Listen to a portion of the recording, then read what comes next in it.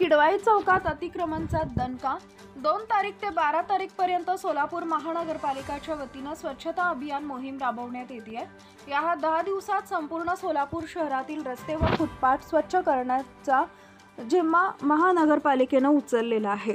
या मोहिमेत रस्त्यावर आढळणाऱ्या सर्वच फुटपाथीवरील स्वच्छताला न शोभणाऱ्या कचऱ्याच्या ठिकाणी झोन अधिकाऱ्यांकडून चोप दिला जातोय आणि रस्त्यावर असलेले सर्वच अतिक्रमण विभागाकडून ताब्यात घेण्याचं काम व नष्ट करण्याचं काम सुरू करण्यात आलेलं आहे। आज शहरातील किडवाई चौक परिसरात अनेक चारचाकी गाड्यासह होर्डिंग बोर्ड तसेच वाहतुकीला अडथळा निर्माण करणारे सर्व प्रकारचे बॅनर अतिक्रमण विभागानं नष्ट व जप्त केले। यावेळी अतिक्रमण विभाग प्रमुख दत्ता डोंगरे, सुफियान पठाणसह अतिक्रमण पोलीस पथक व अतिक्रमण विभाग हे कर्मचारी व बेकारी उपस्थित होते।